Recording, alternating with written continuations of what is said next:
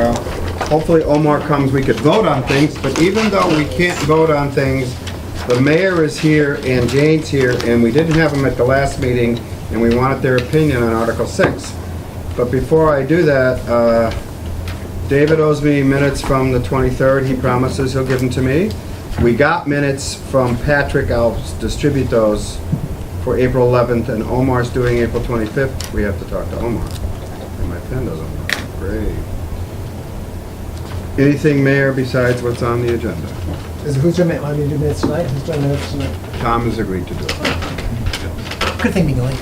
Sarah isn't here. Nothing from Shane. Congratulations, Shane. Thanks. Valedictorian and graduate. Great. Good job. I did look into I think it was last meeting, you asked me like chapter 45, the whole public park thing, Yeah. and like city versus town. I was confused by it. I couldn't really find any major differences in the thing, but the first section says that when they use the word town, but that doesn't mean city, implying that there's a difference in kind of the laws that apply to them. You're But then I trying to couldn't tell me find that the anything else. MGLs are ambiguous? Yeah, I thought so. But So I can look into it more. But what you found, you thought it said that when it's talking about towns, that it specifically said that Yeah. doesn't apply I have- for cities, so we probably have a different MGL for us. For creating the Parks and Rec, is that what we're talking about? Is that what we're talking about? Why didn't we talk about this? What was the subject? It was a subject about, Article 6, I think. Yeah. It was a while ago, I don't. It was part of Article 6. it was dealing with what the department would deal with regarding Park and Rec, I guess. I don't remember, I have to be honest. Yeah, so I can keep I'll trying go back to and look into rewatch the video. Sorry, we're behind the times here, there, Shane. I remember the discussion, I just don't remember the context. It was something about how we were talking about Parks and Rec and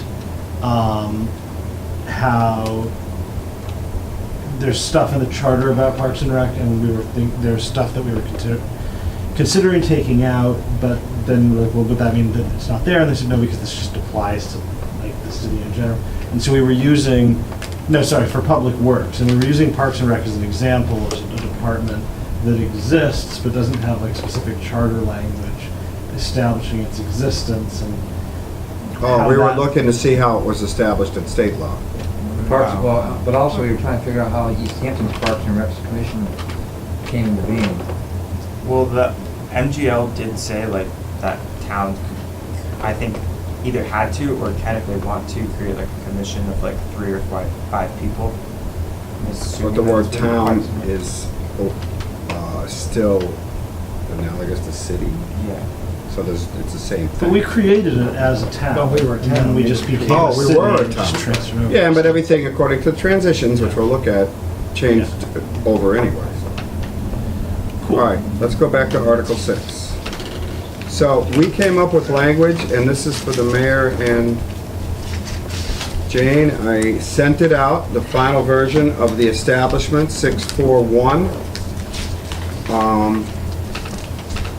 We just wanted to make sure that you and Jane were okay, mostly you with regard to establishment, how that language is. There shall be a Department of Public Works responsible for the performance of all public work related activities in the city.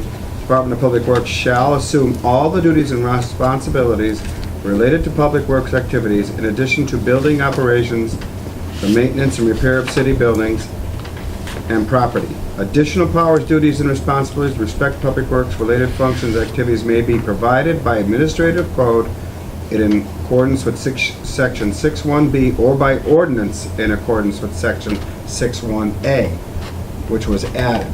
We just recently did that. So that's the language we finalized. You're okay with that? I am. Okay. Adding maybe a wrinkle, I know at the last meeting Barbara had mentioned that the Board of Public Works in Easthampton was enacted through 2 different acts. The act What? actually, the Acts of the Commonwealth. In 1911, the Acts of the Commonwealth, Chapter 20, gave the town of Easthampton the authority to establish a Board of Public Works. And That's what would the original language referred to. that's correct. Right. And in that act, that act establishes what the rights, powers, duties, et cetera, of the Board of Public Works is. And this is more of a legal question where the Home Rule Charter is silent on something. Does the original acts that were adopted in 1911 still carry forward?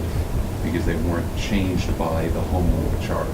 I would think so. I think that the issue here is that with like pre-Home Rule Act, Yeah. you had to ask the legislature for anything. You had to ask the legislature for appropriations. Like cities, like we really just were like, you just sent things to the legislature and asked them to do it. And so now we have the Home Rule Act. I think we now we have the ability to act on this stuff. Does that make- We make do, sense? but if we don't act upon it, does the previous legislation still stay in effect? And the reason that this was, the Board of Public Works statutes for towns created certain duties of boards of water commissioners, sewer commissioners, the highway surveyor, et cetera. And what this act did in 1911 was it took all those things that those individual boards were responsible for Mhm. and consolidated those responsibilities underneath the Board of Public Works, such that the state statutes that apply to each one of them were now all captured underneath that single body as opposed to being captured under multiple bodies. So again, I think it's more of a legal question, but is that original enabling legislation that created the Board of Public Works still the governing law unless modified by the Home Rule Charter? It seems to me that's a Mark Tanner question. Yeah. Yeah, I mean, because, I mean, if. in We send this out, he's got to, 1911, we're still a town, Right. and with the transition, everything that was established as a town becomes a Established city as a unless town. the charter changes. and the question would be, what would be the changes in the home rule charter once we were a city? We have, I mean, there's a DPW, obviously the last section had the DPW, and I don't know if that was a change from 1911, but if it was, we did it by the charter. And there's a lot of enabling legislation as a town that's no longer applicable to cities, even though we have ordinances sort of in town. I would appreciate if you Yeah. email me this Certainly. chapter, because it would be great when we send this to Mark. Could you Yeah. study this and see if our language, we really simplified establishment and scope, and I think it's fine. I would send the second one too, just so, Sure. so we have Yeah. everything. Just anything you have that I need to send to him when we're ready to send this out. And if it's not the town's desire, I do believe that the Home Rule Charter has the ability to then ultimately supersede anything that was passed before the Home Rule Charter, but I If don't we think have it to. replaces it until such time as it replaces it. But the point of our discussions is to try and make this a little more easy to read and understandable. And I don't think we need to continually describe all of the functions Right. of the Board of Public Works when we know what they are. Is there a But- broader question? Well, there, just Bob, that of if there's- Silence? If there are acts that the state legislature passed in 1911 that have not been modified by the charter, in fact, there's a lot more words and more description of what the powers and rights, et cetera, of the Board of Public Works are, specifically to the town of Easthampton, which then passed on to the city of Easthampton, I believe. Basically, the original charter said anything, anywhere it says the town, any responsibilities, liabilities, rights, et cetera, now get captured underneath the city. So are you saying there are responsibilities or duties from 1911 that we don't mention in our charter? Is that what you're saying? Specifically, for instance, the role of a Board of Water Commissioners, the role of a Board of Sewer Commissioners, the role of a I don't Highway have Surveyor. those. It says in the charter, I don't think any of those words are in the charter. But didn't you say the 1911 rule took all those and made them the Board of Public Works? Correct, because there were statutes that then described what a sewer commission did. and a statute that described what a water commission did, and a statute that described the So are you responsibility saying of a some highway of the surveyor. descriptions we no longer assign to those things? No, Well, I we don't, think- we've not ever had a sewer commission or a water commission. Yes, we have. And the Board of Public Works, at least when we had a town, the Board of Public Works wore those hats. Right. Oh, that's what you're saying. And they may in fact still wear those hats unless they were modified by the Home Rule Charter. I thought there was, I don't have, I thought there was a line that Board of Public Works shall have responsibilities Yeah. of blah, blah, blah, Yeah. which is sounding very similar to what you're saying. But we were pretty unique in that our Board of Public Works existed unique to there's legislation that created this entity within the town. I mean, that is referenced in the maps up here. That's right, yeah. Where? So it did show an intent to So carry whether- that forward by referencing it. Right. So I just, if we're trying to clean this up, there may be additional cleanup work. Well, I think I'd like to see that. Sure. And I will ask that question, is something like, is any of the language we're striking still necessary based on transitions from that we shouldn't eliminate it? But I don't see why, because we can establish through ordinance any responsibilities that are not clearly listed or obvious. I don't know if an ordinance can supersede an act of the Commonwealth. It's, again, The getting charter. into I think legalities, with the home rule, particularly when the charter references that statute or that act of the Well, it Commonwealth. talks about the acts of 1911 and 1952. Yeah. I didn't find the 52, I found the 45, but it was something different relative to All right, civil well, service. let's So anyway, I think find it's- out if we need to do that.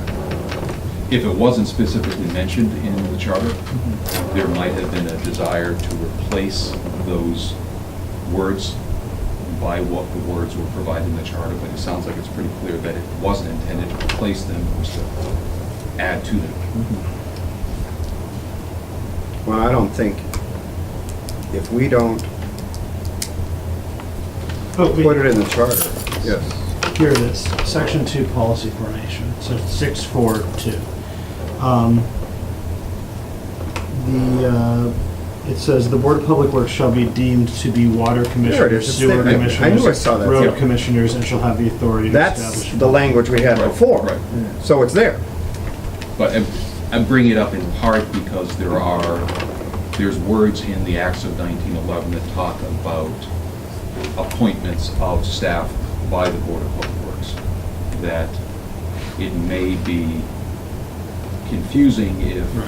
the charter says it's based on this, and then the charter says something different. Well, the charter, we are eliminating that reference to the acts of 1911 and 52. Is it, Cut it. And what you're saying is should we? is it ignorant to just say, like, let's just write what we want, and then, like, Let that's the why we city have- attorney look It at says, it, like, yeah. If it says that these problems are going to exist, then refer to them and. Well, that's why I make want you to fixes. email me your Sure. Yeah, your I'll concern, send them because along, that's, yeah. to me, it's a legal attorney. It's more just understanding how do these things fit together. So- Do they or don't? What happened the last time under policy formation? Mayor, you indicated to me that you did no longer wanted to, felt that the mayor should be on the Board of Public Works. Oh, I'd like to go on the record to say, I never thought that. Oh, I apologize. Never, ever. You were supported that. considering it based on our conversations. Yeah, I would never want to see a mayor on the Board of Public Works.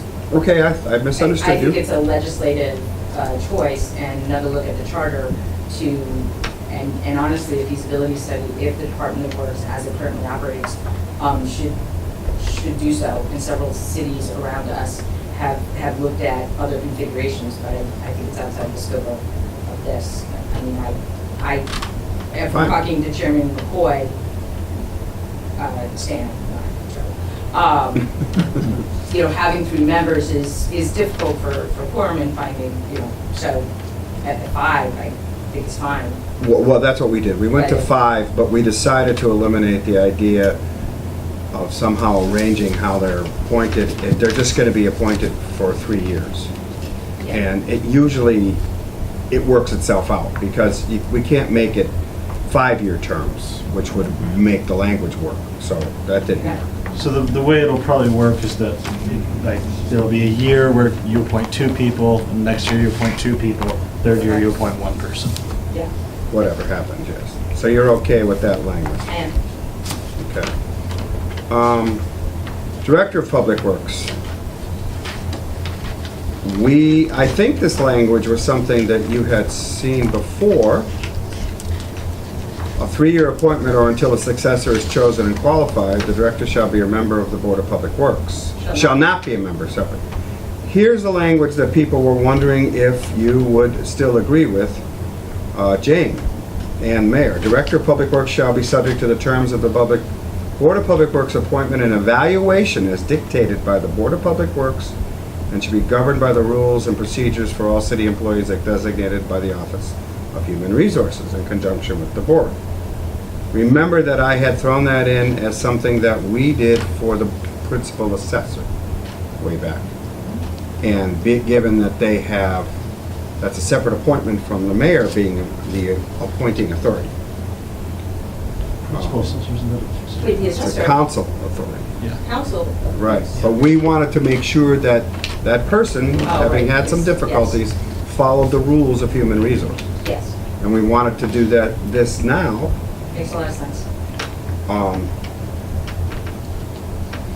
I think there was some question is we don't ask other department heads, put that language in for other department heads. This is a unique situation. It's the Board of Public Works is a separate entity. Well, the other department heads don't tend to be in the charter. Like, Well, they're under the appointing authority of the mayor, so they're already governed by that. Right, yeah.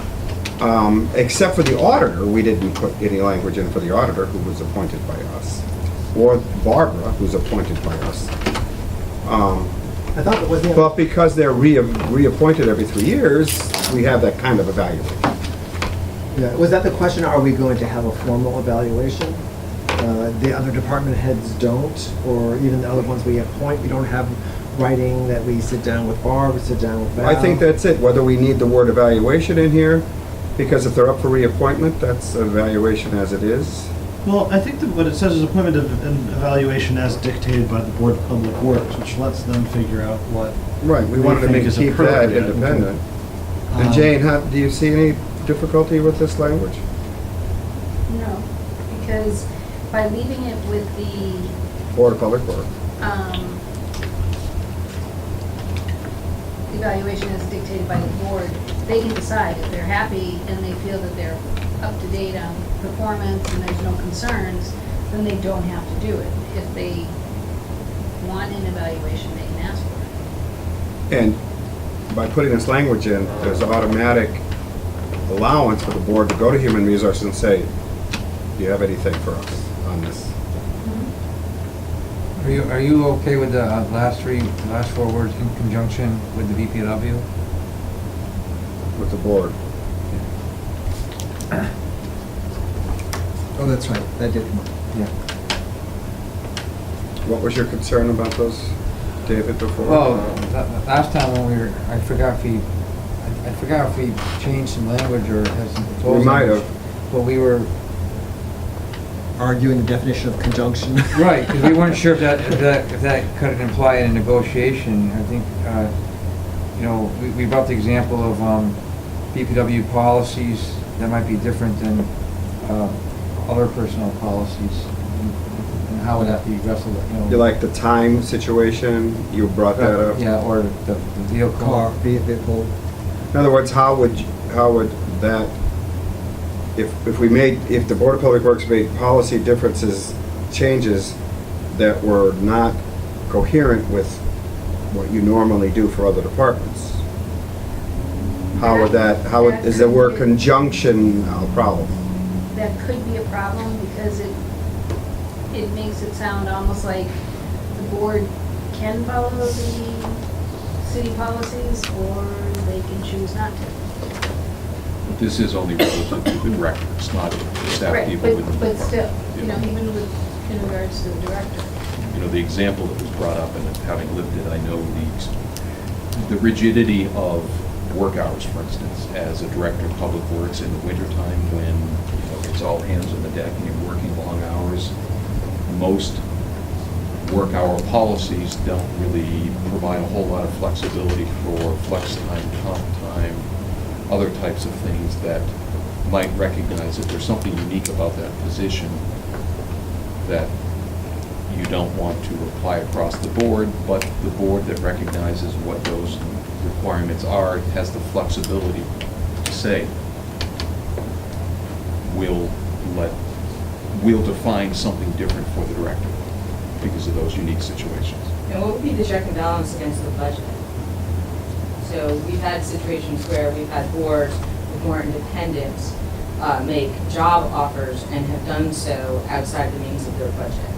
The same as any other, if you run out of money, you run out of money, and you have to make administrative changes mid-year to live within your budget, because the only entity that has the right to change the budget is, to a small extent, the finance director, and to a greater extent, the city council, so. So, I mean, and with a director position, I was just worried that we would fall foul of employment law and a specific agreement. I mean, I understand, yeah, there are a couple of positions that are clearly the work hours, but if we were to make an offer to a person in that position and then not have the money to pay for that, then it goes back to the person that we just offered the job to figure out their budget and make cuts. I mean, I would say that that's a you're reneging on an employment offer. Well, that's an interesting situation where, you know, a director hired might inherit a budget, might negotiate a rate of pay that's different than what was put into the budget, and then, you know, be the individual that has to manage that department-wide budget and bring it in on budget. And I would just worry that it'd be a Board of Public Works or Board of Health that would set a salary and then say, okay, do the budget, not realizing some money. I'm speaking from, That issue. right, I'm speaking from experience because it's happened. Can I just say, this is different than what we were talking about with regard to human resources? But Or are we talking Even about this in using- conjunction with hiring practices? even using the example of the time, you know, there's. Time issue and how that Okay, is in so the Yeah. If we. contract. Even if I stay with that, my concern is, one, that's a level that really isn't eligible for flex and comp time. You know, it's a salary, basically a salary position. But more than that is even all city policies, we just had this discussion in the last department head meeting, that all city policies are written to keep it, here it is, it's cut and dry, except if you have an issue or a special need, you submit a written request and it's evaluated and it's given a time frame, and then it's reevaluated, you know, a year later to see if it needs to stay in effect. But we want the Board of Public Works to maintain independence. So the word conjunction may be difficult, I can see that, because there might be conflict between human resource policies and the Board of Public Works decisions on policies regarding their department, especially the department head. How do we resolve that? I see your point, but I don't know how to resolve that. What kind of language would, we just simply want governed by the rules and procedures for all city employees as designated by the Office of Human Resources, period. Maybe that's all we want to say. I mean, we have a new policy in effect now where you have to show as a department head with sign-offs from HR and the auditor that the money exists for the position you're filling and their salary and where you're getting it. So in this unusual situation. Well, you're the appointing authority on all those things. You're not, they're Of the, the board, but not, but. I'm talking about, I thought you were talking about department heads. Yeah, department heads, I would, if the Board of Public Works follows that same procedure, where they say, we are going to hire X person, or we're going to give said director a raise, that the Board of Public Works would work with HR and audit to make sure they had it in their budget. Well, the other issue with the wages Yeah. is they can't give them a raise or pick a salary, it's gotta be on their pay scale. That's true. Yeah. And that's an ordinance. So they have that governing them. I mean, So I think, So my concern is just if in conjunction makes it sound to me more of, I'm maybe gonna go- we'll follow it, maybe we won't, you know, it, I am happy to remove those last four words. I mean, I fully agree that it's their, you know, it's at their discretion. Right, I mean, at the end of the day, they're the ones who are going to make the call, but the rules are the rules. So how can we say the two conflicting, it's their call, but they have to follow the rules? If either it is or it isn't. I mean, I think they Yeah. need to follow Yeah. the personnel. I mean, the liability for something like this to stand out, I mean, the Board of Public Works, you know, while they supervise the director, you know, they're also in charge of setting, you know, saying yes or no to water rates and things way above maybe what their experience is.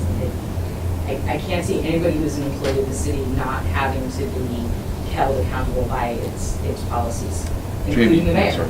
You had mentioned the procedure for special exceptions, that who is the deciding authority on that procedure? Who ultimately reviews and approves or disapproves those requests? Is it the mayor in that case, or is it? It was the mayor So and. wouldn't it be the chief executive officer that oversees, or body that oversees the board, the director, which is the Board of Public Works, Right. that would approve or disapprove those exceptions? And I would say yes, Yeah. the way the charter is. And if they were to grant an exception that created an undue burden, like say, you know, the accumulation of comp time or flex time, or this idea of like, that would be a liability, that would be something that affects the fiscal stability of certainly the department, but also, and then X person retires and you need to pay out $45,000 because they've approved this time, would be my concern. We just went and cleared all of that future liability. And Is there something we need to write in the charter that protects the city against these budget abnormalities that There could has to occur? be, I mean, this form of DPW isn't unusual, right? I mean, this isn't a very unique form of a DPW board. I mean, there has to be other language that either this committee or the attorney can like put together or be considered. I mean, it doesn't sound like a very unique situation, just something that we're talking about and should address. The only thing we added to this, the changes, since this has all happened, Yeah. was the 3-year appointment and making it shall be governed by the rules and procedures for all city employees as designated by the Office of Human Resources, without the in conjunction, which I think needs to stay. What you're talking about is the Board of Public Works independence Right. with regard to being able to appoint this new person, this new director, and say, well, we really like this guy, we're gonna give them a raise, but they can't go beyond the pay plan. But they can say, all right, we'll give you flex time, or something that that position is not entitled to for others. Is that what you're worried about? Something like that? Because from the salary perspective, if they're gonna give them a raise, like, let's say they wanna hire this guy and it's $10,000 more than the last guy, so therefore their budget, they gotta find $10,000 somewhere, right? But with regard to the time issue, if that's something that's in their contract, I think this language makes it possible for you to challenge that. But It's, if you look at it, that Barb is not the standard appointment. Val She's is appointed not by a the city, standard- yeah. The Right. standard appointment, the assessor.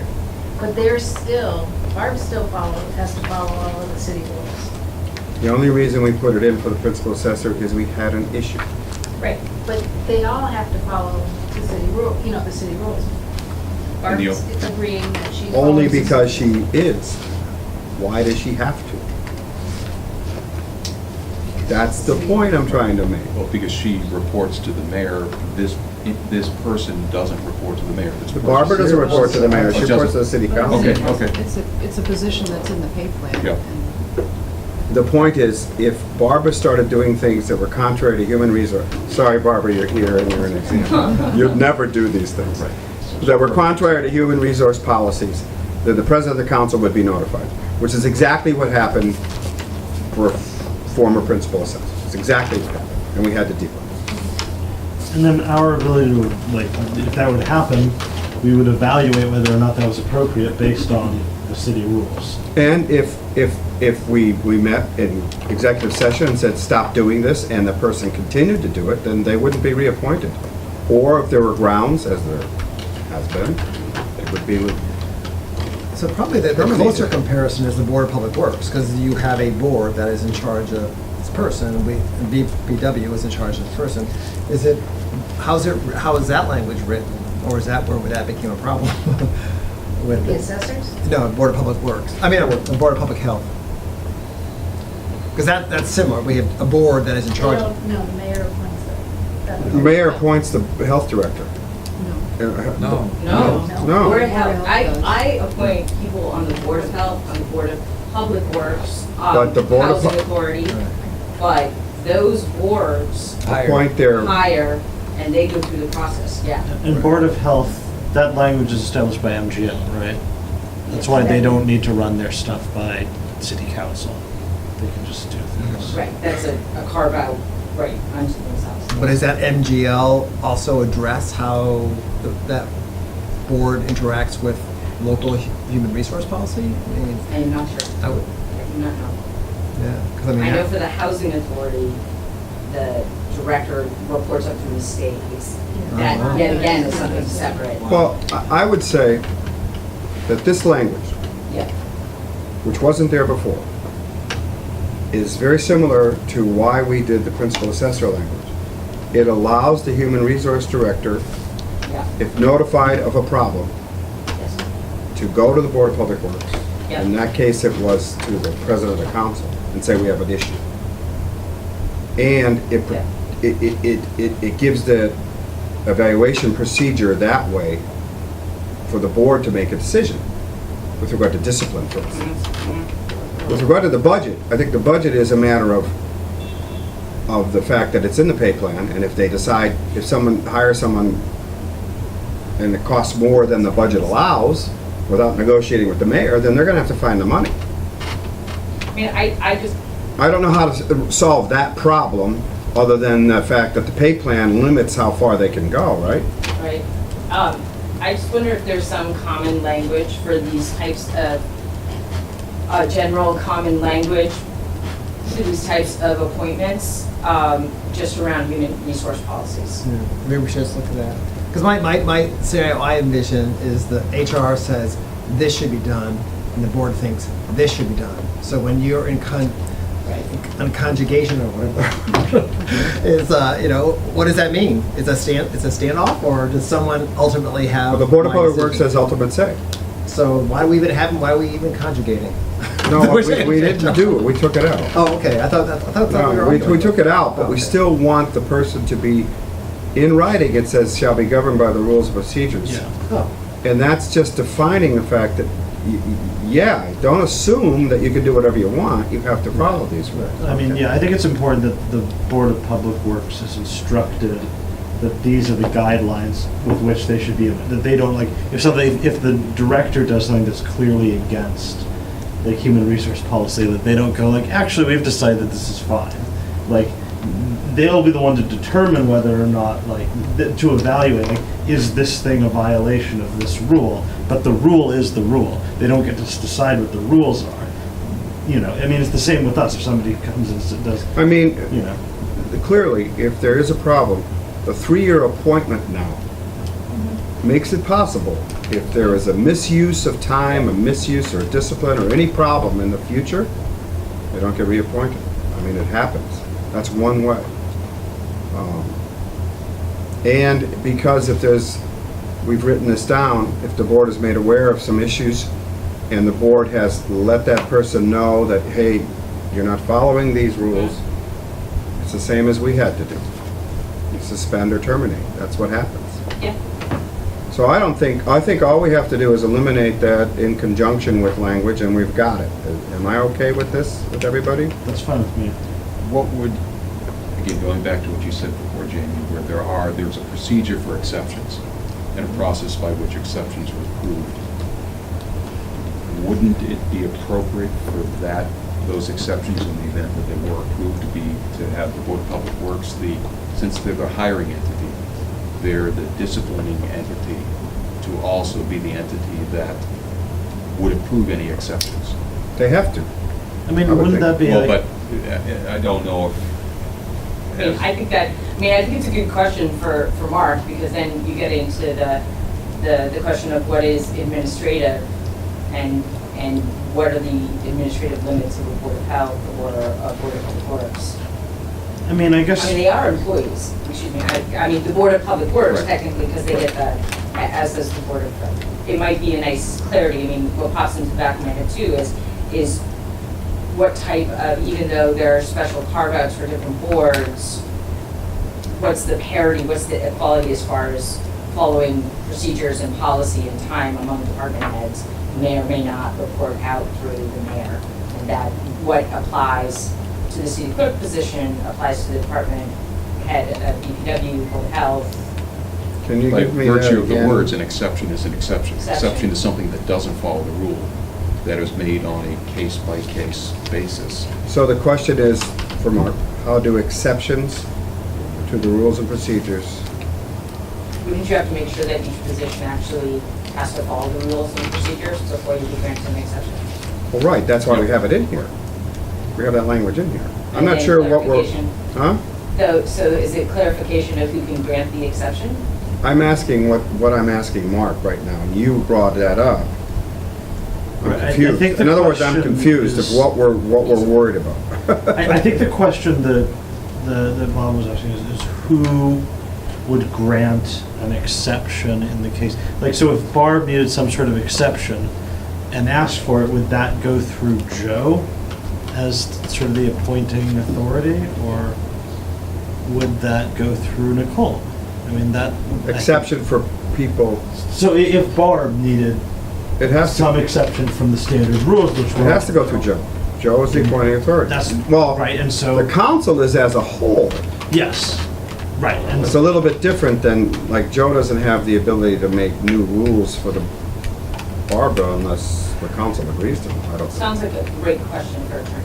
I think this is a good. All right, so what am I asking? How do exceptions, Where there are exceptions provided for in human resource procedures or policies, how are those exceptions applied to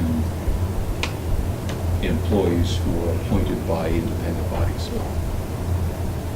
Such as the council, such as Board of Health, such as Board of Public Works. how do exceptions to HR policies get decided when there are, When the individual making the request is appointed by.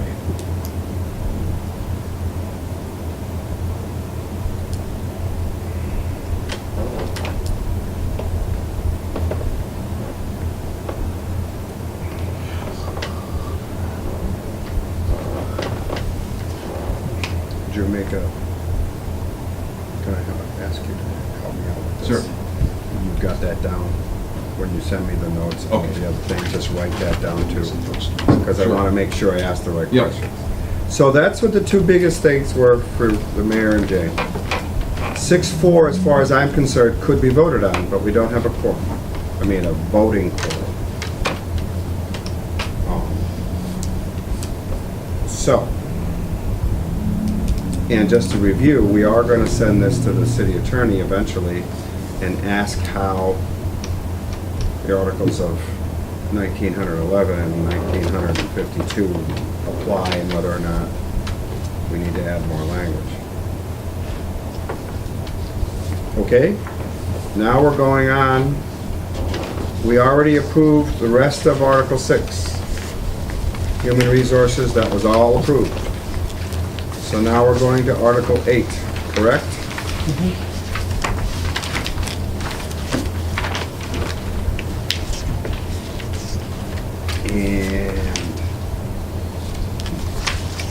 And we did change 8.4, and words importing any gender shall include all genders. Mary, you weren't here for that, but do you have my copy? Well, I have the copy in front of me. And we corrected that. That was Sarah's at request. Thank you, Jane.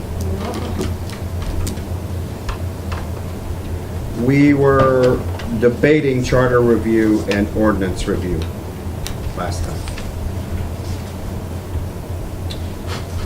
So if you look at charter review, everybody at least once in every 10 years, and every year ending in 0, City Council shall provide a review of the charter by a special standing committee of the City Council with 4 members, that's new, 4 of the council appointed by the president, and 5 additional persons nominated by the president and confirmed by the full council.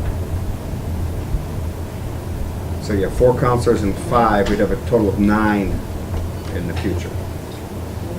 Everything else is the same. All charter recommendations shall require a 2/3 majority, which is what we decided this year and which we're putting in writing. Any questions on that? No, makes a lot of sense. Ordinance review, we were trying to figure out how often we should do an ordinance review. Every 10 years. In every year ending in 0 is what we came up with, I thought we, did we? well, that is what it says here, but I thought we had discussed maybe doing it in every year ending in 5. That was my So that it's not The same year as the same year Yeah, as I the recall that. charter Yeah. review. You know, I require that, so let's do that. I'm sorry, this might be me.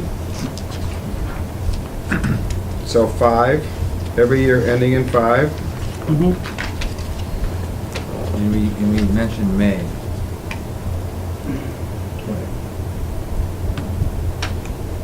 Yeah, so may provide for, well, yeah.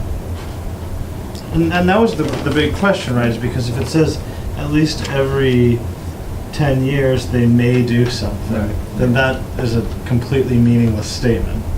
Could be, yeah. Like, we may do something when, like, we could do a charter review tomorrow. Or sorry, we could do an ordinance review tomorrow. We could do like, there's no doubt that the city council, in fact, has the power to do an ordinance review. So I think we should come to a decision that we either agree that we shall do an ordinance review every 10 years. Now, given that ordinance review could be them reading the ordinance once, saying, yep, it's good, and going home. But we either decide that we shall do it, or we strike this entire section, because saying that every 10 years I'm every week I may mow my lawn. Like, well, yeah, of course I may. I can do that whenever I want. I can also not. Yeah. Like, that's not. So is the debate, shall we change it to shall? Yeah, I think it really comes down to change it to shall or get rid of it entirely. It's just redundant. I would agree. We don't have the votes here. Can I say we haven't done this ever? Yeah. We review ordinances as we get them. But some become outdated, that's the problem, or. Right, we're good. Well, then Barbara brought up the silly ones. Yeah, there's things in there that should be gone. I mean, I think. But Well, if we do this, but I we're think we making should have it done more- this by now. Because the word may was there, Mhm. we never did it. If we put the word shall there, Mhm. we have to do it. Yeah. And I think we ought to do it.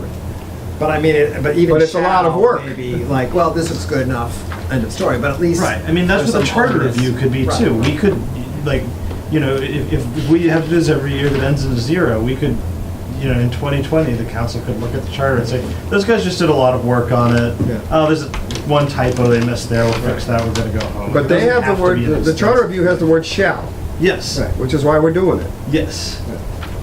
And the question is, we want ordinances to be shall or may. I think if we split it to every 5 years, every year ending in 5, Mhm. we're not overtaxing an existing council. That would have to do it at the same time as the others. As the charter But I review, think that'd it be- should be shall, Okay, personally. I agree. What is this? Is this what our charter is like, and is this what the ordinances are like? I Yeah. mean, the idea that you know how long we've been doing this. Can you imagine a committee? I mean, I think it's still should be complaint driven or error driven. Like these should go, but I don't think it should be this. Sit down. Let's start page 1. How do we write that, Joe? I agree. No, We I should write think it's that. I think it should just shall, but depending on that council, they may or not want to address it, or they may, if Barb brings up these things. How about if we put in shall, but the extent for which shall be determined by the city council? The extent of the review shall be determined by Yeah. the city council. I mean, In isn't other words, that- hey, do the first 10 ordinances, or do the 50. Isn't that kind of implied though? Because like, there's nothing saying like in here what they have to. So it's presumably it's up to the discretion. Well, of the first council. charter, we just hardly did anything, because the mayor said, I like the charter. So we didn't do a lot. Right. So, in other words, if I were doing this, I would say, Barbara, which one of these ordinances are archaic, give them to us, we'll get rid of them. Yeah, I mean, Put a lot of work on the clerk. Keep in mind the procedure for adopting and modifying an ordinance. Not only do you have to decide what you want to do, but then you have to go through the whole public hearing process To get rid of actually it. make that change. And are you Yeah. going to do that every, I you mean- only do it really when you have to, because that is a major effort unto itself. but then again, Well, that's there are true. probably times. I don't know if this has happened in my first term, but like there are definitely times in government where people go to do something and immediately find that they're blocked by some ordinance, and then you have the clock starts ticking to try and address that. So giving people, I think every 10 years asking the councilors to read a few hundred pages of ordinance and see if anything like immediately comes up as unfair or archaic is not. But even that, the counselors may, maybe David would say that's going to be a problem, but the counselors would be like, I don't see anything. I mean, I think even now, let's say something is wrong, then typically, and it happens all the time, someone goes to counselor, oh, we need to change this. This is unclear, or this needs to be expanded, or whatever. I mean, Yeah. Government hasn't ground to a halt because of an archaic ordinance. If it did, then we'd change it immediately. Well, yeah, immediately, but immediately means 3 to 6 months. or it could be unfair without realizing it's unfair. But it only becomes an issue when it's complaint driven, when there's a complaint, right? Right, and I think if there's a complaint, we don't have to wait for 5 years. Yeah, A of course, counselor we could can do make it an amendment. anytime I we want want. to change this amendment. We have done that. Right, we do that all the time. I don't know, I'm back and forth on this. I'm I fine would with get rid shall. of the whole thing, but if we do shall, that means you're opening the door to major work No, for it just a means they committee. have to sit down and decide if they're gonna do it and to what extent they're gonna do it. And just, at least they address it. At least there's some onus that they didn't ignore it. They at least made a decision. Yeah, I think, Do you I think think that's shall? implied, I think it's implied that whoever's reviewing it at that time will review it as they see fit. Exhaustive or non-exhaustive. An ordinance review only involves the mayor after the fact, in the fact that we're gonna eliminate this ordinance, and you could say, no, I veto this, and, it would be obvious if you're gonna eliminate an ordinance, it had better be something that was archaic. All right, so we change it to shall. We're gonna do that, right?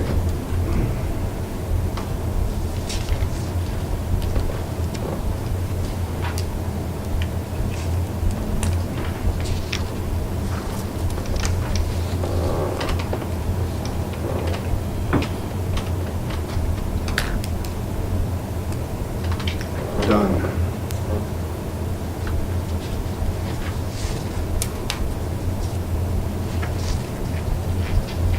Wish I knew how to do this. I can't get.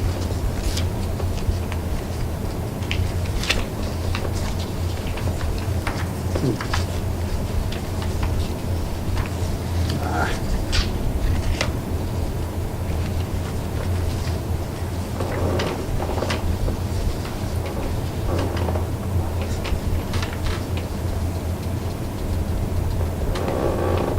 Chairs are creaking. I'm sorry. I have to learn how to use my new tablet. I changed it out, send it out. Going on. We were talking about loss of office access. Access. Back to C. A, B, C. Oh, sorry, yes. Copies of So- charter and ordinances of the city are most seriously So, amended. of course, everything is electronic these days. I cannot remember the last time anybody asked for a printed copy of the charter, and ordinance even further back. I'm just wondering if something could be done to that little section. And So, also yeah. the charge. Shall be kept charges electronically. On the city website, just maybe- current copies shall be available on the city Yeah, website. or something. How different than this, is this than the public records law now? that Well, does that's, the require- charge is 5 cents a page, the charge. I mean, Right. so, that too, a charge, you know, you have to change that because copies are regulated by the public records. Right, right. And electronic alone isn't, it says, it's if somebody wants paper, they can demand paper. They can, Public but they have to pay 5 Yep, cents a page. yep. Whereas electronic is. Well, if we say, if shall be kept available for distribution through the city's website, Shall be made available. made available, Period.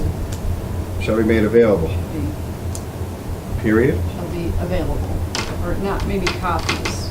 I'm not, I didn't see this before, so I don't really. Could we keep it simple and just say shall be, The charter and city ordinances shall be available for distribution to any person with,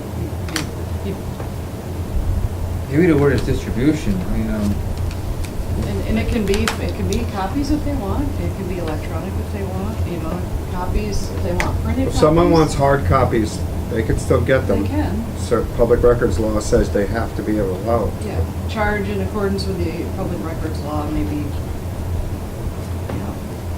Given that we have public records law, is this section even necessary? Like, doesn't public records law state this exact same thing? it's more Yeah, I general, mean- but yeah, it has the same Like, effect. in addition to other Yeah, stuff? I don't truthfully even see why I see this, why you really need it, but. At the time, it was probably more informative.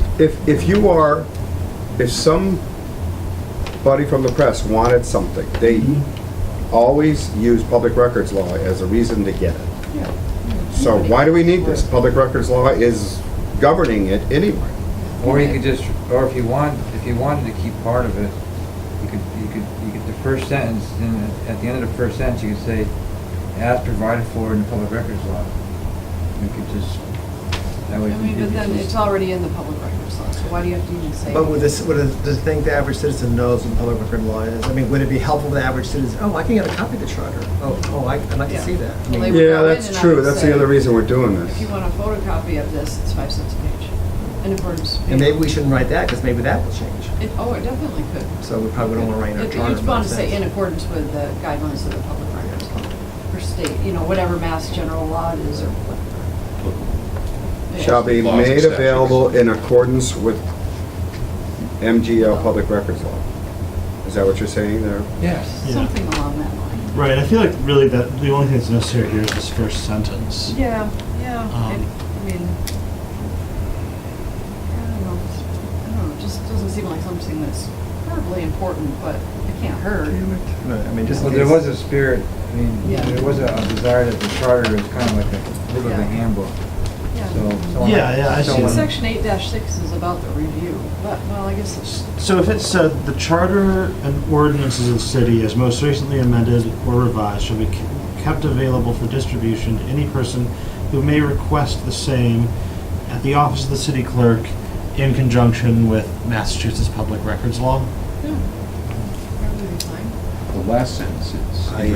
that- I'm lost, guys. Wait a minute. I have in accordance with MGL, what did you just say? Conjunction. Or, yeah, accordance is a better word. Yeah. So just the first Shall be kept sentence. available in accordance with MGL public records law. Period. Available for distribution. You want distribution there? Like, do the first sentence, and then after clerk, and then say. In accordance- In accordance with the guidelines of the, So, In accordance with Massachusetts public records law. shall be made available so, for distribution to any person who may request the same, the office of the city clerk, and that's where I put in accordance. Yes. with the guidelines of the MGL public, whatever the, it should probably reference the master. MGL. Public or just- records law as, And just say applicable because There may be a new Mass General Law tomorrow Right, that Yeah. that's why. supersedes the current Mass. Okay. Something. In accordance with applicable MGL public records law. How about that? State laws and regulations, applicable state laws and regulations. Yeah, that's good. Well, now I have, in accordance with applicable MGL public records law. State law and guidelines. You're making this hard for me, guys. Keep changing your mind. They might change the name of that, so I like the state law and guidelines. In, with applicable state law and guidelines? Applicable state law and guidelines, that's what you want to write? Sure. Yes? Good.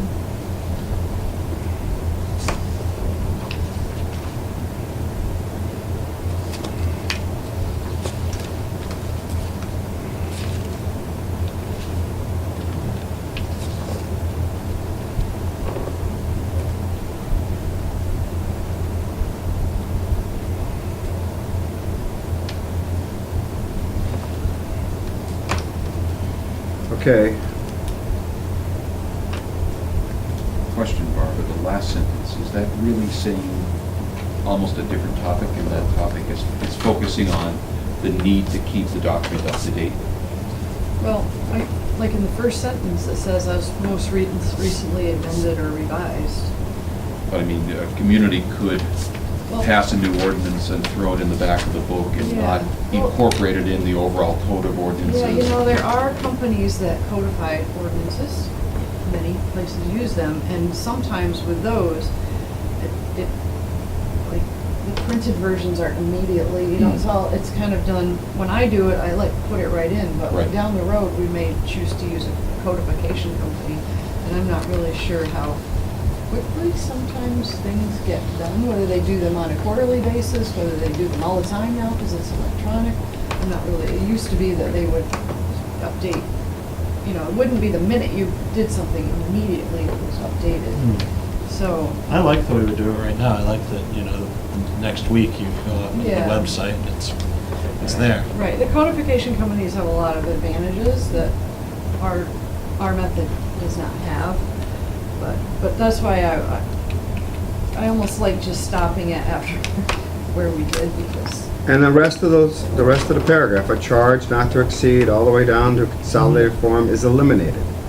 Am I correct? Yeah. yeah, I think, Okay, if I could figure out how to do that, I would. just line. I need my, I'm gonna have to go around and buy a laptop because this isn't working. I can't select and delete and, You just do it with your pen? I'm trying, it doesn't work, I don't. Oh, no, I mean like on a real piece of paper? Yeah, that's what I should do, but I don't have the real piece of paper. Do I? No, never mind. We can help you with that. For 5 cents.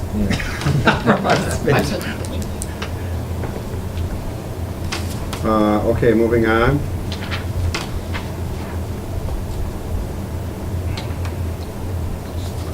Maybe you need to read this next one. Were you at your meeting last night, yesterday? Yeah. I know. That's crap though. I don't think you guys did this. No, and we're not going to. Well, you have to. No. Why? Did you Because a resign? person resigned She by did resign? email. Oh. And then everyone wants a formal letter of resignation. That's crap. An email is fine. But no, then he said no. Who said? I sent you the email that Sarah said she's not going to be a member anymore, and he said you want an official letter of resignation. So that's why we took her vote. Take another. Okay.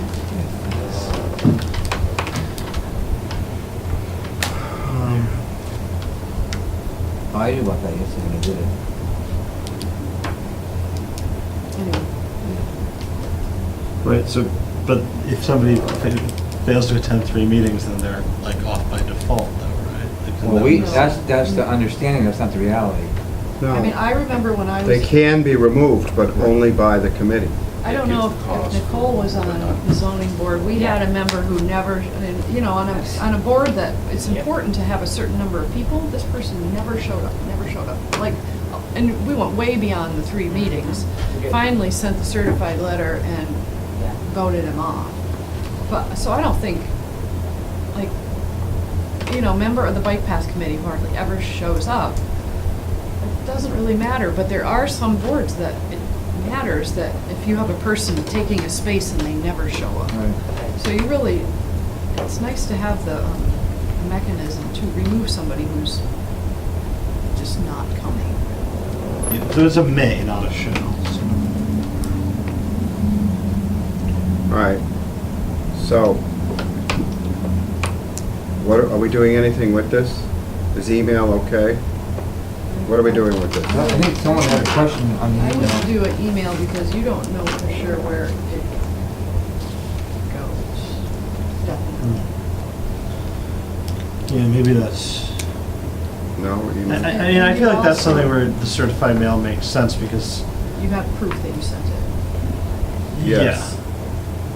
And that they receive. and somebody sent it. Yeah. Or at least there's an attempt to do it. If they Yeah. attempt 3 times, we'll get it back. So we leave this alone? Okay. Is that what we're saying? Okay. 8:8, meetings.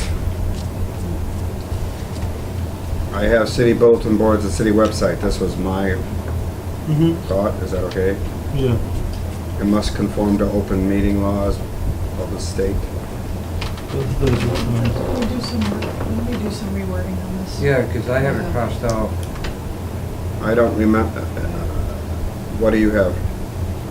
For some reason, I have a line struck to the last, and must conform to open meeting laws of the state. And I don't recall why. Don't we want that? Yeah. Regular meetings of multi-member bodies shall be held in public buildings of the city of Easthampton must conform to open meeting laws of the state. I don't have a problem. I just, for some reason, I have a line through it. I don't know what. Is it weird? I didn't. I mean, mine. I have no notes on it. I probably would reference the Mass General Law, and it's not a laws, it's one law, but, just a little rewording of that. The Mass General Law? Yeah, just to the provisions of MGL something, and any amendments thereto or something. Just, make it. Can like- you write me that, please? Yep. Make a note to write me what that should be. If you're making a suggestion, there's a new rule, you're gonna send it to me. Meetings go a lot shorter. Rules and journals, I wrote this in blue because that meant, for me, I wasn't sure of it. For the convenient public copies of these records shall be kept at the Easthampton Public Library, provided such copies kept at the public are not to be considered official records. Do we need this language? That's my question. I think It's not done now, just to tell you that. Well, if it's not done, we shouldn't. In the East. You're in violation of the charter there, Barb. So we're gonna eliminate that. All right. Yeah, I'm fine with that. So last time we met on this section, I sort of floated this idea of. Wait, I got it. Oh, and it shouldn't say certified copies. It's, Where does it say that? shall be public records and certified copies. We're talking, emails are not. These What do you do? minutes, What do you do? these Meetings. rules in the minutes of meetings shall be public records and copies. Certified? We don't need certified? What does that even mean, do you know? Does anybody have a copy of Well, it's this? certified by the clerk, I think, when you receive I it. just receive them. and But you put them stamp in an the open date of folder. receipt. Put them online. Yeah. Yeah. I don't even stamp them, just take them. So I would just say copies. I am gonna start writing on a paper copy because I'm failing here. Hold on. But if somebody ever challenged, is that the real copy, you'd be the person saying, yes, that's the copy I received from the clerk of the committee. So, last time we were here, I had floated an idea, which was to include an additional item within 8.8, establishing some very basic sort of reporting requirements to the council when it comes to things like attendance. Because the idea was that the council every December takes this very extensive vote. Oh, and then I was supposed to go to appointments. Can we It start wasn't, it over? was gonna be, we thought maybe. What were we city council talking rule was about? the way to do it. Yeah, so we had talked briefly last time about, and I just realized I totally dropped the ball on this, but I had brought up the idea that maybe like within 8.8, it would be nice to have something saying that like the chairs or the clerks of these committees, the multi-member bodies, should annually report the attendance of their members, like the attendance records of their members, to the city council, because we thought that might make, or I thought that might make the job of the appointment subcommittee a little bit easier when it came to, you know, approving like 100 people at once. Like if there's someone who routinely wasn't showing up, for example. And we had talked about whether we could do that by city council rule, but when I thought about it, I don't really think we can, because what would that rule even say? I'm not sure. Like we can't. First of all, that's a big Remember- big burden on the chairs of these Remembering too that those are committees. mayoral appointments. Yeah, we don't have, They are mayoral appointments, but every year we make a decision to reappoint them. It's up to that mayor. Mhm. If the mayor gets 100 appointments, if the mayor doesn't want to call the chairs and ask, hey, is there any reason why I shouldn't appoint so-and-so? Well, they haven't shown up for any meeting. Okay? But it's up to that mayor. Now, we can do our due diligence and ask about each one of these, but that takes a long time. We have deference, unfortunately, in government. I think it takes time. If we want to take the time to do this for volunteer boards, Mhm. some of these committees, as Barb said, it's very important that people show up. Mhm. They're the committees that I would spend more time on, like the planning board. So-and-so didn't show up to the planning board. I would assume that the mayor would have found out about it through the planner who's there, or something, and, you know, question reappointing that person. So like I have a But, you know, constituent- the rail trail committee, is that appointed by the mayor? Yeah. I mean, this is a volunteer committee, and their work is important, but it's not as regulatory I'm as the... not suggesting that the city council should have any hard and fast rules about when they do or do not appoint. What I'm saying is that that information is information that would be nice if it was provided to the council when we go to make those decisions. I have a constituent, I won't say what board, but who has business before a board and routinely has issues with that board not having a quorum. If the Like- board is appointed by the mayor, the complaint should go to the mayor, correct? Is the committee Yes. fully appointed? Yes, but the issue, well, actually, I'm not sure, but with yes, that complaint should go to the mayor. Can I But say, when I had the same example. Mhm. CPA committee couldn't do something because the Historic Preservation Committee, which was governing our decision, was not Mhm. able to get a quorum. Right, We went to Karen, and it was resolved. We got the committee to meet, and someone, I think, had to be an appointment was They dealt with. reduce the number of members. In any case, we dealt with it that way because we went to the appointing authority for that and said, look, they can't get anything done. We can't vote on something without local historic preservation committee saying yes to it. That's what the problem is. So. When we in- talked in- about this last, I thought we came to a, maybe I'm wrong, understanding that the appointments committee chair should ask the chair of those committees for the attendance list. Like, we keep our minutes, so Yeah. we could do the work. yeah.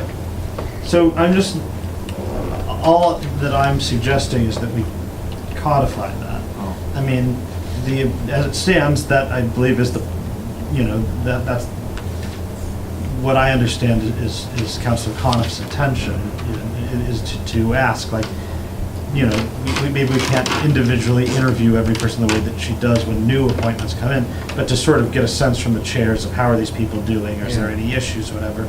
But I just thought that if we said, look, end of the year, you've got your minutes, send over an email with how many meetings people attended. That might be something that the that the appointment subcommittee could use when trying to, approve the reappointment of like 100 people at the same time.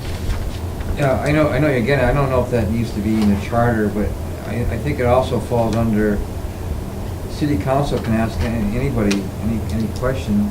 They can ask whatever they want, the other person's under no obligation to. Well, that's true.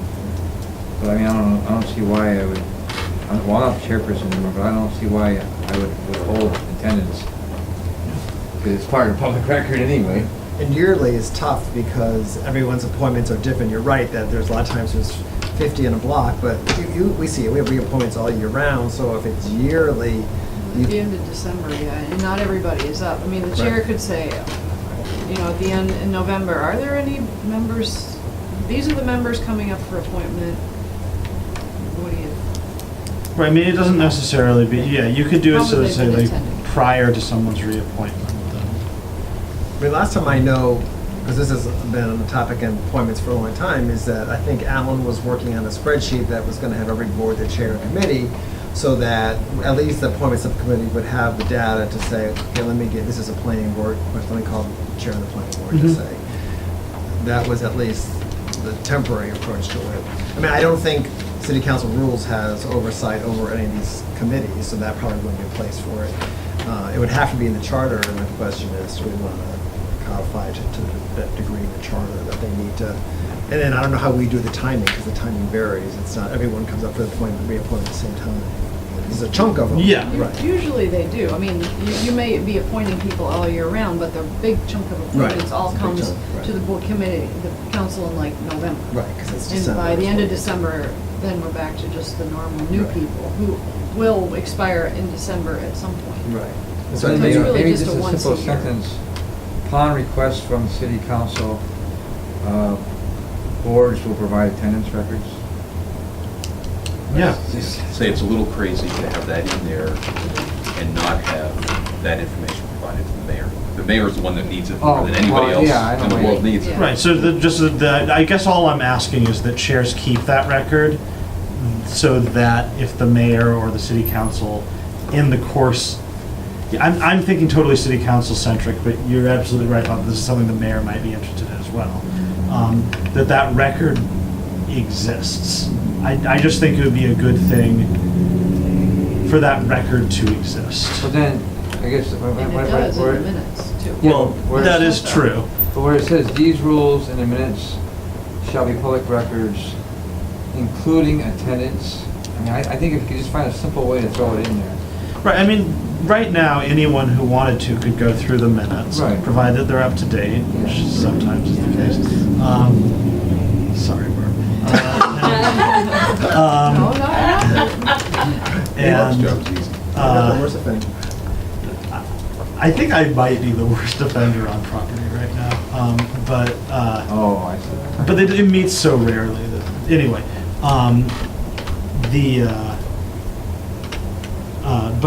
but like provided it's up to date, yeah, anyone could go through right now and just do all of, but like, the mayor certainly doesn't have time to do that. And the city councilors certainly don't have time to do that for all the committees, but for an individual chair, it really would be a 15-minute exercise, even if the minutes weren't up to date, to just pull up the Easthampton media links and say, that person was missing. And then to just have that available at the end of the year for council review, so that if there are, I mean, it's just, I don't think that, I mean, I think that last year when we had this conversation, the issue that we sort of had was one of, that nobody really has time to review all, no one person has the ability to review all of these committees. So I think that asking the chairs or the clerks of those committees to handle their own business and have that data be available is the best way to make sure that that information makes it to the people making the decisions. And then they can do what they want with that.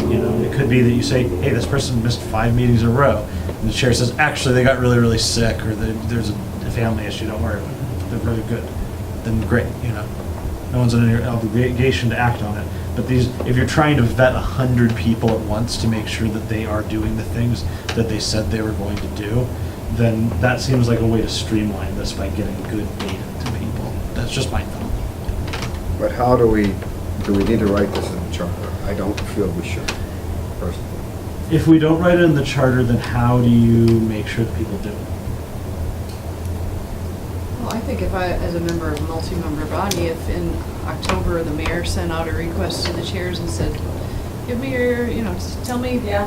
who's attending, and you would do it. I mean, it's up to the mayor for due diligence, and this has come about because, to be honest with you, Peg has done a great job of being very diligent about making sure that we don't just rubber stamp people, and that's good.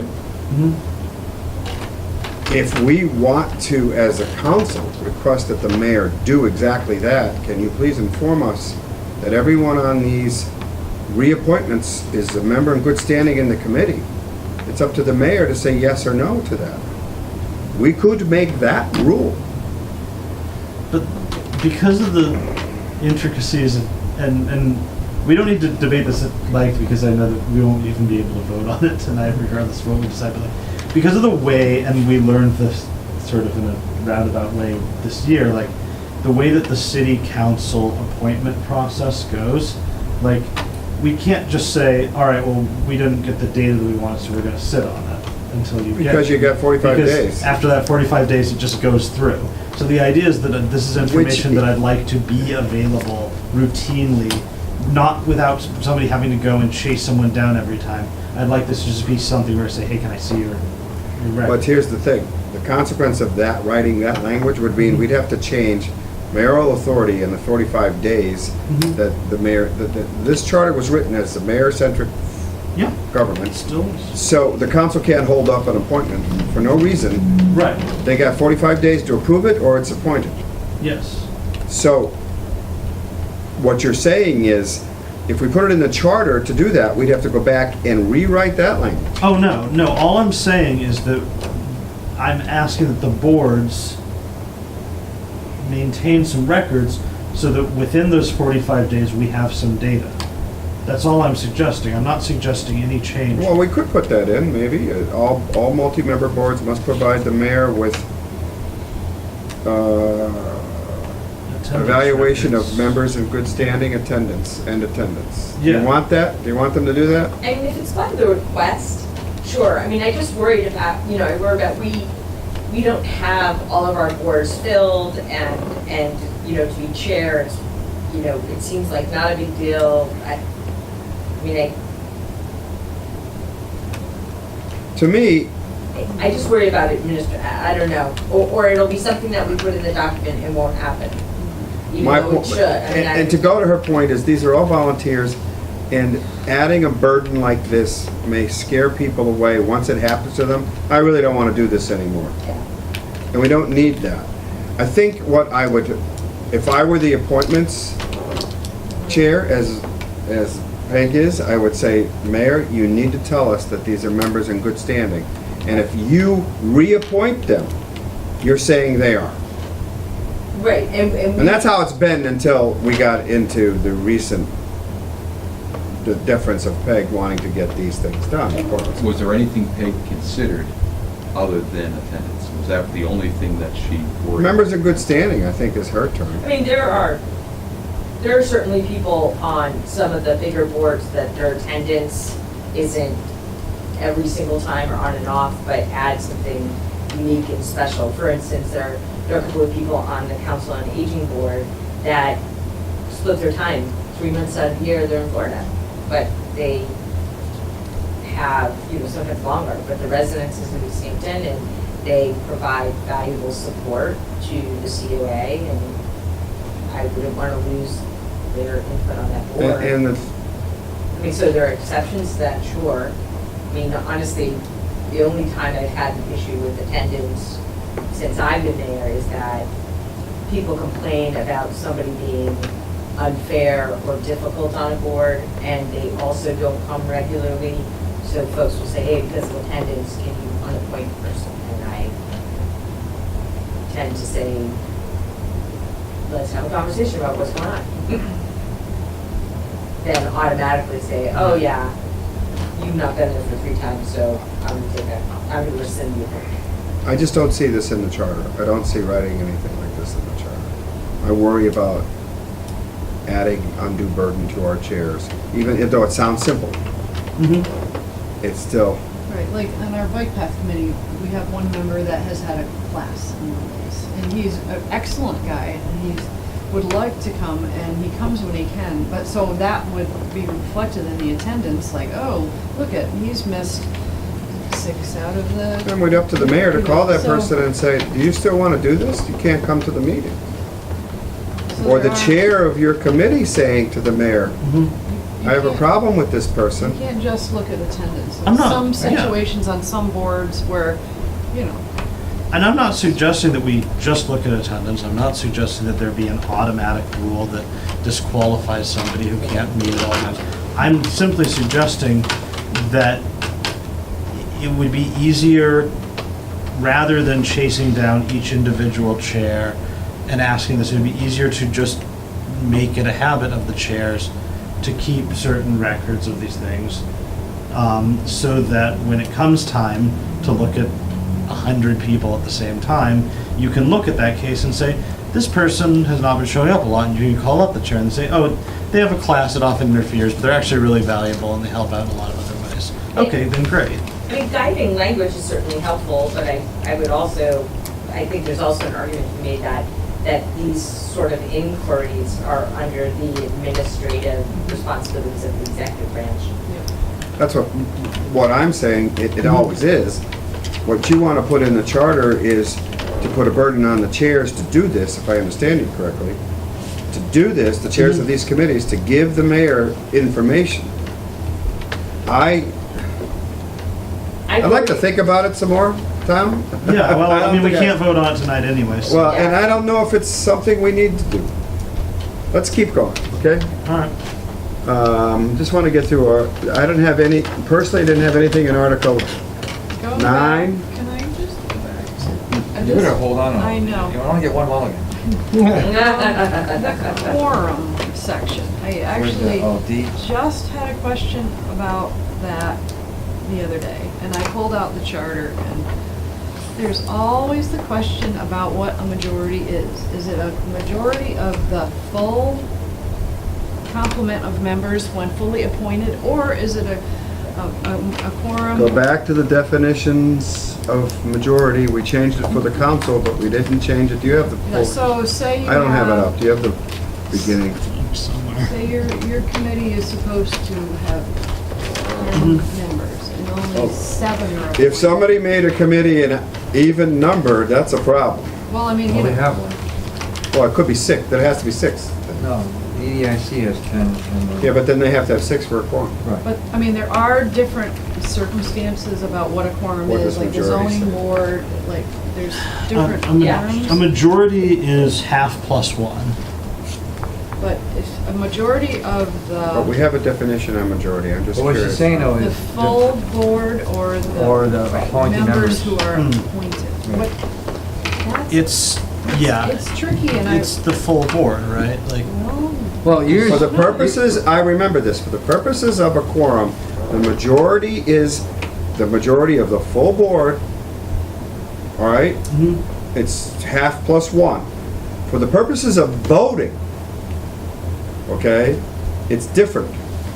If you're gonna, Yeah. a voting majority is for multi-member bodies, and I'm trying to remember this, we changed it for the council. The a majority is a voting of those members voting and present and voting. If you are present and you abstain, you're not voting. So if you have a 6-member body and 2 people, and 3 people abstain, and 3 members vote yes, that's a majority of those present and voting. You know what I'm saying? Yeah. So there's a difference there. Read that in the charter, it's there. And I changed it for the full council because one time we voted on a law with only 3 people voting yes. And that was a real problem for me. I said, it has to be 5 or 6, depending on what you're voting on. Yeah, But this here, a Barbara's- majority of the members, do you mean a majority of the members currently appointed? Or majority of the members, For the the purpose of. full number? That's always the question that comes up. For the But it purpose of has a always quorum, been it's, a quorum, it has to be. it's the majority of the members. Not- yes. Currently appointed, Let me or, get back to the or beginning. You have it. you have a 9-member I have to see if I committee can and get you the have full 7 charter people now. that Yeah, are. yeah. If you have a 9, then it's In the fine, past, Gotta get- regardless of who's You appointed. have Article 1? If you have not a 9-person body, then 5 is a quorum. Okay, so, And but they five say is that a- they don't have 9 members. That's all voting, it hasn't. They don't to do have. with It's still 5. Well, see, that wasn't the way it was practiced for a long time. That's why there's a question. It's always a question. We could say, Because- we could be specific there. In Article 1, it deals with voting, what I just talked about. It doesn't deal with what Barbara is concerned about. Because otherwise you could have a situation where you could have a 9-member body that only 3 people are on it. And so 2 of them is a quorum. So, Then you would no, but never all be able Barbara's to asking vote. though is, if you look at D, the language, you can tighten it up. It says, "A majority of the members of a multiple member body shall constitute a quorum." It seems straightforward. All she wants to know is, Yeah, is it, on a 10-person or 9-person body, is the majority of 9, or is it of the 7 appointed members? it's 'Cause the you have majority that of problem, 9. right? Right, Yeah. but all she's asking is to Yeah. clarify that right here. Right. Yeah, no, I agree. In other words, if, I think I understand now. We have 7 members of a 9-person board because 2 people haven't been appointed. Mhm. So the majority still has to be 5. Yes. I would think it is 5. But That's- she wants clarity in there. Yeah, no, I agree. I agree with you, Barb. It needs to It be makes clear. sense now. Now, Because it is- now, light dawns over the marble head of Dan Riss. So, the majority of members of the appointed members, the word appointed is in there. Majority of the appointed members of a multi-member body shall constitute a Wait, no, quorum. that's the No. opposite. Yeah. 'Cause- What do we want it to be?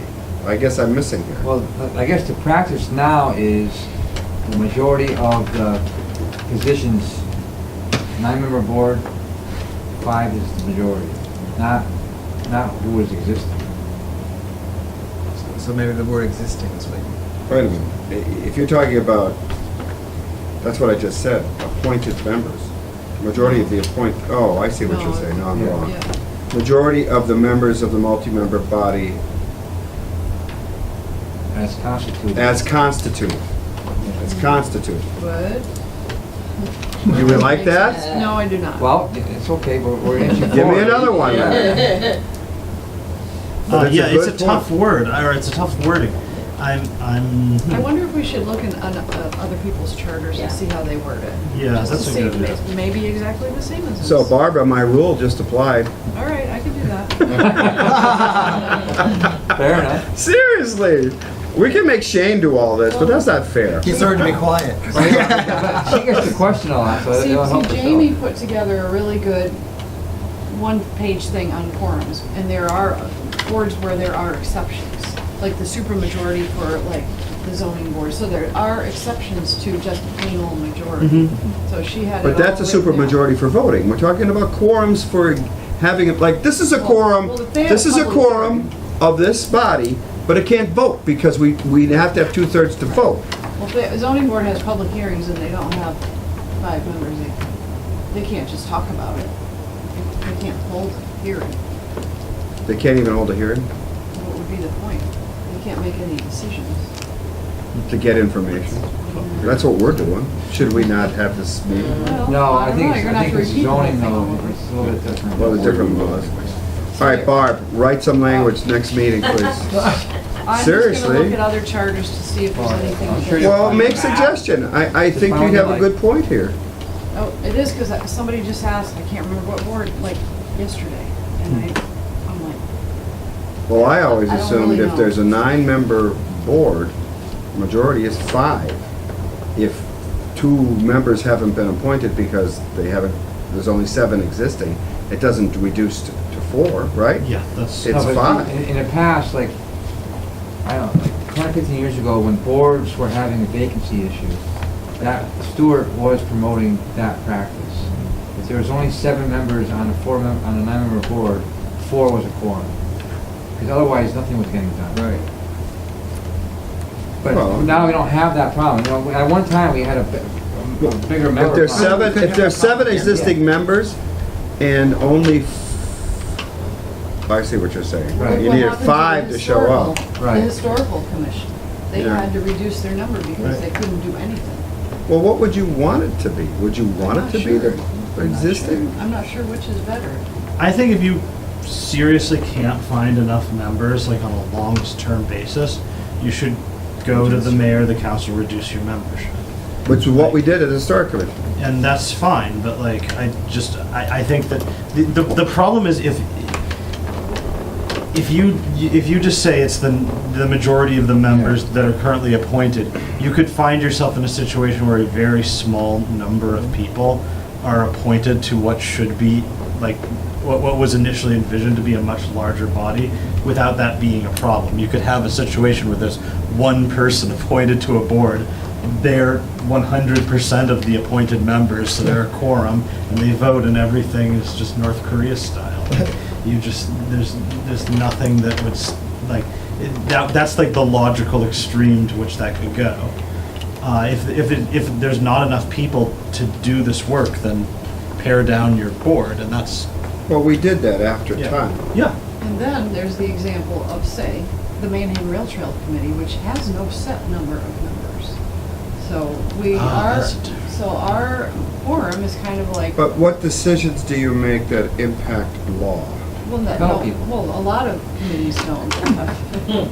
No. we Fellow make people. laws. Oh, wow. Don't go there, David! Like an Just advisory, heck with it. Tired. an advisory board Sure. rather than a regulatory board, you know, we just try to get. If you're an as many advisory people. board, to me, you know, you meet if you want to. If you have only 5 members of a 15-member board, you get to still meet. You're advising, but well, right, if you don't have a set number, then I guess your quorum is among however many people are appointed. But if you're 'Cause there's making, no- but still, a quorum is important. You should have a set member because you're advising the mayor, for instance, on something you'd like done. I mean, and I'm not, there's not many like us, but, you know, it's just an example. All right, So anyway, the quorum question is, it's a let's, little more complicated than. it's 8 o'clock. I would like to end this discussion now. Okay. We can't vote on anything anyway. Tom, you're doing the minutes? Please indicate that we stopped at 8. We stopped at 8, 8, and we have a couple of things that I'll try to remember to fix. Okay. And Barb's you're gonna send me information? Barb's gonna try and, on the 2 things you were gonna deal with? Shane you're still looking at that. You're gonna try and remember the context of what we were talking about there. Yeah, I'll Are you here try. next week? So, Yeah, I guess. Okay, I'm not here next week, so. Oh, neither am I. Just before That's true. an update on, our bill S.2229, an act amending the home rule charter of the city of Easthampton. We sent a letter in. What? We sent a letter asking. Yeah, so it's in the municipalities and regional government committee, and it has a hearing scheduled for June 25th at the State House. Wow, Great. that's fast. No, fair Now, does schedule. Dan get to go to that? He has to I go. think anyone gets to go. Yeah. Yeah, but yeah. I would hope that our rep will be there. I'll be there. You're gonna go? Bring up ranked choice voting? Is this, Yeah. this we bring up the issues we want on the This ballot? is the liquor. This is the, Oh, liquor. No, it's not. Oh. No, these are the 2 ballot questions. Okay. 3. 3, sorry. Okay, great. 25th. so who can go to next week's meeting? Raise your hand. 27th? It's a regularly scheduled meeting. Yes, mayor? Yes. I'm assuming we might get Omar. We don't have David. Correct. All right, I'm gonna continue to have the meeting. I really ask that you tell me if you're coming or not. Okay? And let me ask you this. You guys are here. Do we want to continually meet if we only have 5 members? I mean, we made some progress, but I feel like when we bring it up for a vote, it's probably gonna be adjudicated. Well, I think you have to keep Yeah. pushing forward because, come September, No, we gotta be done by September. well, that's my point. Let me say my goal. We get done next week, we go into Article 8 next week, and we vote on the things we need to vote on. We look at Article 9, I want you all to look at what I sent you tonight. Mark had looked at Article 9, and he made a bunch of changes. He struck out a lot of language, Barbara, look at that. I did. Okay? And that could be fast, because that's all transition stuff. We have to add the transition if it's voted in by on the ballot question. But then we're done. And then in July and August, we're gonna go over everything again, making sure we like what we did. Barbara wants to make changes on some things, that's okay. And then, what I'm hoping is, we bring it to the full council for review September. So there, yeah, what are your meetings in July? That's another question, because I have appointment. I might only want to do one meeting in each month. It's hard to get people together in July. I have to go away for first time in a long time, so I may ask at the next meeting next week if we could make one meeting in July and one meeting in August to review everything. And then we send it to the full council. Yeah, there's gonna be a lot of work to get this into a format that will be able to go to the con. Now, does every single article have to be, every single change have to be a separate? I mean, I can look how we did it How did we, last time. find out how we did the last time, because We just do, put it, it's just a bill, like, we just do everything. Yes, but you We have to chose to say- break things out last time because we were worried some might pass but not others.